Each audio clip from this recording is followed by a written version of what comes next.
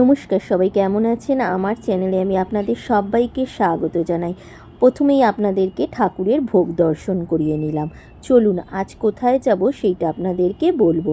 দেখতেই পেলেন আমি স্টেশনে বসেছিলাম অনেকক্ষণের জন্য ট্রেনের অপেক্ষায়। আজ আমি দত্তপুকুর যাচ্ছি। আমার মেজো ভাইয়ের ওখানে ঠাকুর গুরুদেবের আশ্রম আছে, সেখানে আজকের রাধা গোবিন্দের 64 মহান্তের ভোগ হবে। মানে যে ভোগ দেখতে পেলেন সেটার নাম হলো 64 মহন্তের ভোগ। চলুন আশ্রমে চলে এসেছি। এই দেখুন গান বাজনা সব শুরু হয়ে গিয়েছে। এবার আপনাদেরকে আমার মতন একটু এই গান বাজনার আনন্দ উপভোগ করার মতন সুযোগ করে দিই। আমিও গ্রহণ করলাম, আপনারাও শুনুন। যদি একবার নিজে মনে কৃপা করে তুমি আসো, তোমাকে ডেকে আনবার কেন জানো গৌরী? দুর্লভ মানব জন্ম পেয়েছি, সাধনের জন্ম পেয়েছি, কিন্তু সাধন ভজন হয় না। সাধন বিনে শব্দ বস্তু পায়, সাধনা ছাড়া তো তোমার পাওয়া যায়। তাই প্রভু ভক্তির আকৃতিতে আসছে বা সামনে আসে। তা সাধুগুরু বৈষ্ণব যদি গৃহে আসে, বাড়িতে আসে, অল্প ভাগ্যে আসে না। অনেক ভাগ্যের ফলে বৈষ্ণব আসে, আমি বৈষ্ণব অল্প ভাগ্যে আসে না। তাছাড়া কি করতে হয়? বসিতে আসে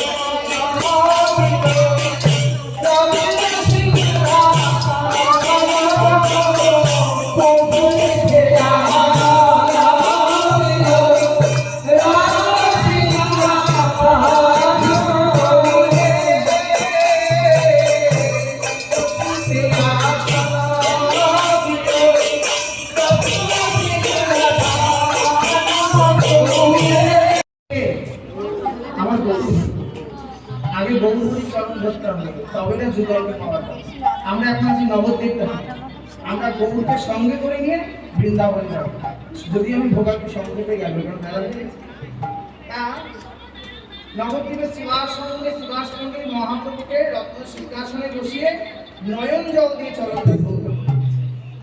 আর শ্রীবাসী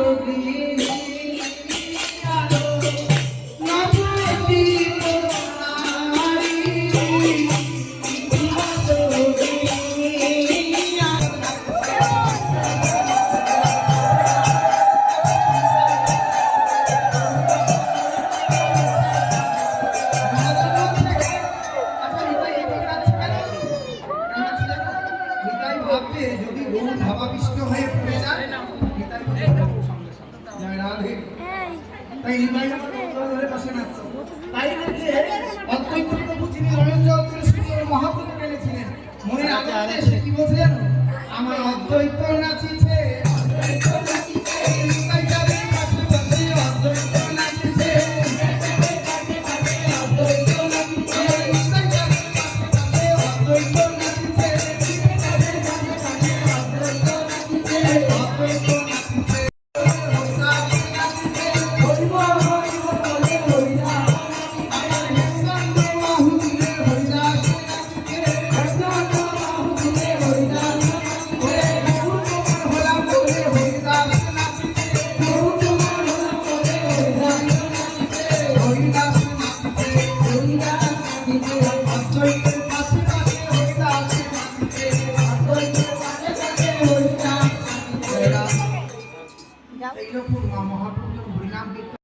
জিজ্ঞাসা করছেন শিবাসপন্ডিতকে, আচ্ছা আমার প্রভু ভোজনে কি কি দিয়েছে একটু বলবেন, কি কি লাগে?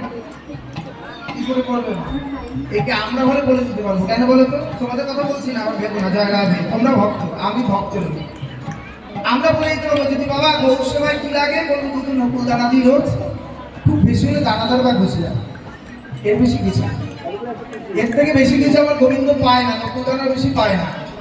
আর আমরা মানে যদি এক বাজার স্বামী দুদিন আনে, তাহলে বলবে কি রোজ একই জিনিস, বাজারে কি আর কিছু পাও না? রোজ এক থেকে ভালো লাগে? কখনো চিন্তা করেছো আমার গোবিন্দের কষ্ট হয় কি? আমার গোপালের কষ্ট হয় কি? আমি রোজ যে দুটো করে নকুল দানা বাটাইছি, আবার ঢালতে গেলে চারটে পড়ে গেলে দুটো আমার খুলে রাখি। জয় রাম। অপরাধ নয় আমার, এটাই সত্য, এটাই সত্য। যারটা খাচ্ছি পড়ছি তাকে দেওয়ার সময় কুণ্ঠাবোধ করছি আমরা, তাই না? জয় রাধে। তাই বলছে ভোজনের কহিতে না পারি, ভোজনের রাধে কহিতে না পারি, ভোজনের কহিতে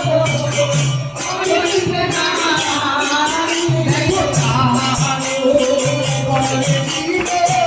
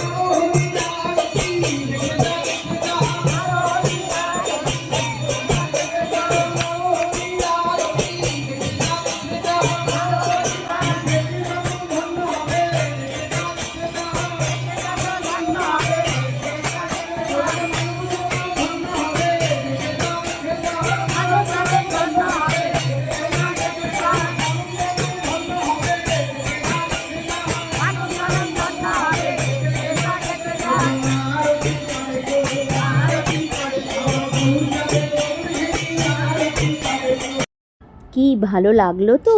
আজকের কোনো ভয়েস না দিয়ে আপনাদেরকে আমি ঠাকুরের এই কীর্তন শোনালাম আমার এই ভিডিওর মাধ্যমে। দেখুন ঠাকুরকে অপূর্ব সুন্দর লাগছে। ঠাকুরের ভোগে বিভিন্ন রকম জিনিস ছিল, 180টা থালা সাজানো হয়েছিল রাধা গোবিন্দের নামে। দেখতেই পাচ্ছেন, সবাই মিলে বলুন জয় রাধে। গোপাল, রাধাকৃষ্ণ এদের সমস্ত পুজোর উপচার দিয়ে বিভিন্ন রকম সাজিয়ে পুজো হয়েছিল। আর ভোগের প্রসাদে ছিল খিচুড়ি, আলুর দম, মিষ্টি আর মিষ্টান্ন, ভুল বললাম, মিষ্টি নয় মিষ্টান্ন, আর হলো চাটনি। অপূর্ব স্বাদ ছিল। ভোগ খেয়ে আমি বাড়ি ফিরলাম। জানেন তো, আজকের দিনটা এত ভালো কাটলো। আমার অনেক দিনের ইচ্ছা ছিল যে আমার ভাই যে ছবি পাঠায় তাই দেখতে যাওয়ার। আজ তাই ঠাকুরের এই অপূর্ব 64 মহান্তের ভোগ দেখতে পেরে আমার নিজেকে খুব ভালো লাগলো। তাই আপনাদের সাথেও কিছুটা শেয়ার করলাম শ্রী শ্রী মহাপ্রভুর ভোগ আরাধনা। চলুন আজকের ভিডিওটা এখানেই শেষ করি। আবার পরের একটা ভিডিওতে আপনাদের সাথে দেখা করতে আসবো।